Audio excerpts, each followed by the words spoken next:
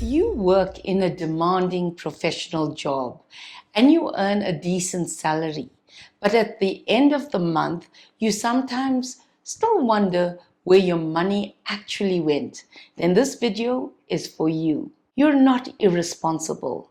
You're not bad with money.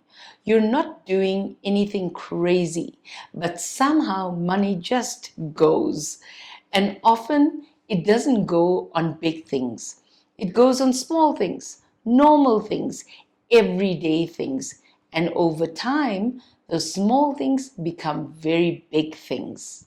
Most people think money problems are income problems, but very often money problems are awareness problems, not budgeting, not investing, not discipline, awareness. Because money doesn't usually disappear in one big decision.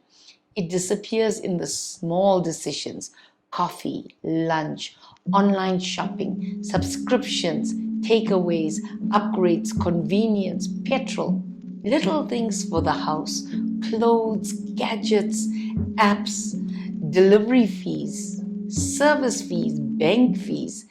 And because these things are small and normal, you don't really notice them until you actually sit down and you look properly. If you are a busy professional, something very predictable happens over time. You start earning more, you get busier. You get more responsibility, you have less time. You get more tired, you start paying for convenience. You eat out more. You order more things online. You subscribe to more things. You upgrade things slowly. You travel a bit more. You say things like, I work hard, so I deserve this. And slowly, without planning it, your lifestyle grows with your income, not intentionally, just naturally.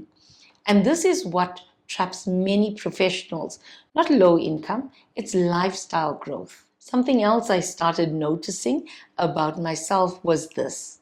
After a very long or hectic day, I didn't feel like cooking, so I would just buy takeaway. And at this time, it feels small. You're tired, you're hungry, you just want something easy. But if you buy takeaway a few times a week and you multiply that over a month and then over a year, it actually becomes a whole lot of money. The same thing with coffee. One coffee is nothing. Two coffees, that's nothing. But if you buy coffee every working day and sometimes more than one, and you multiply that over a month and then over a year, it adds up to a surprisingly big number. Do yourself a favor one day and just calculate how much you spend on coffee in a month. It's quite interesting.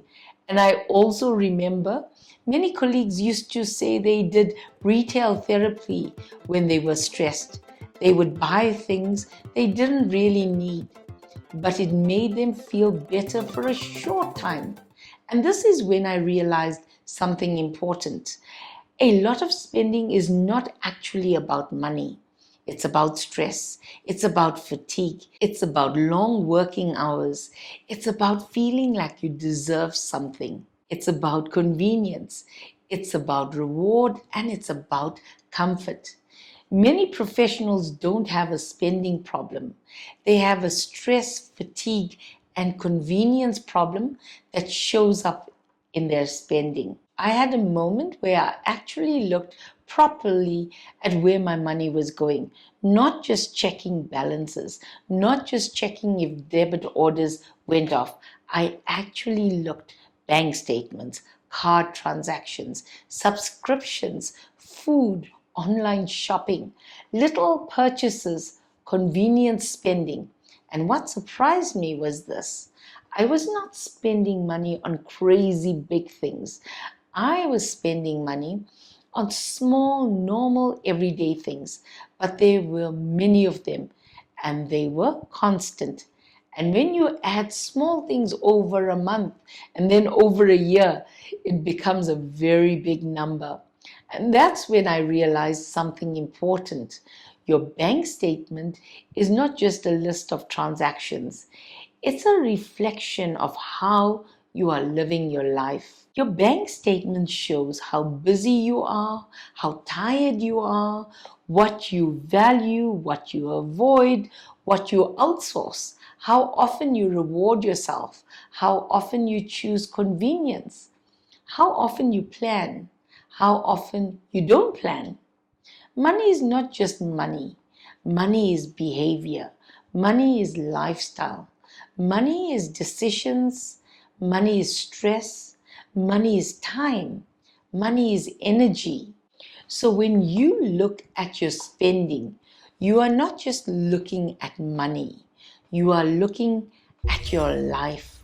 So here is something very simple and very practical that I think you should do at least once. Take the last 2 or 3 months of your bank statements. Sit down properly, not quickly, properly, and categorize your spending.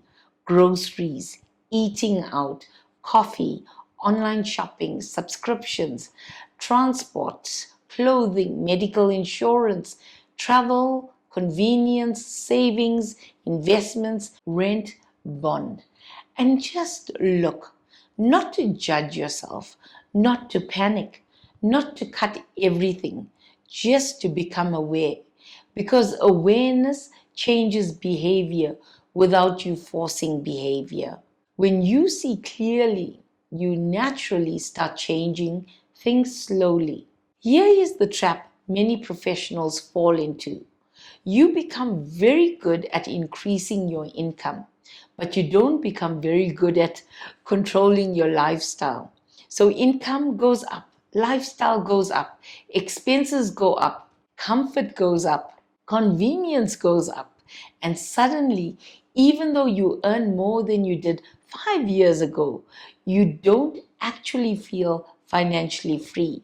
You just feel like you are maintaining a more expensive life. That is a very common professional trap. So, what should you actually do? Not extreme budgeting, not stop living, not stop enjoying your money. Just a few simple things. One, increase awareness first. Before budgeting, investing, or cutting expenses, just understand where your money goes. Awareness first, decisions later. Two, avoid lifestyle inflation. When your income increases, try not to increase your lifestyle at the same speed. Increase your savings, increase your investments, increase your breathing room, not only your expenses.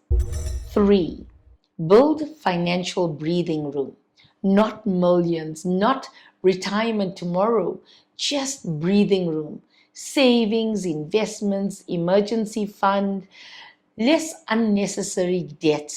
Financial breathing room gives you something very important: options. Options to change jobs, options to rest, options when life becomes difficult, options when you want to build something new. Financial freedom does not start with millions, it starts with breathing room. 4. Spend intentionally, not automatically. There is nothing wrong with spending money. Spend on things that improve your life, things that give you time, things that improve your health, experiences, learning, travel, hobbies, not only convenience, boredom, stress relief, impulse, upgrades, subscriptions you don't use. Intentional spending is very different from automatic spending. Many professionals are working very hard, but they are not always living very intentionally. They are working, paying bills, upgrading life slowly, getting busier, getting more tired, spending more, saving later, resting later, living later.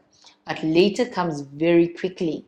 So sometimes it is important to stop and ask yourself, what kind of life am I actually building?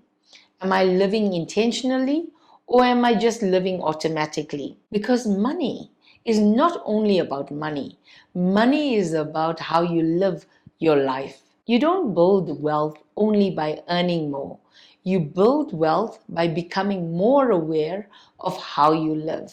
If this video resonated with you, this is actually part of a series where I'm talking about how professionals can work, think, and live in a more calm, intentional, and sustainable way.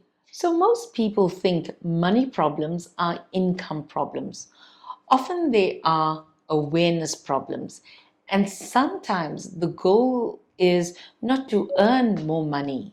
Sometimes the goal is simply to become more aware of how you are living your life. And remember, you matter.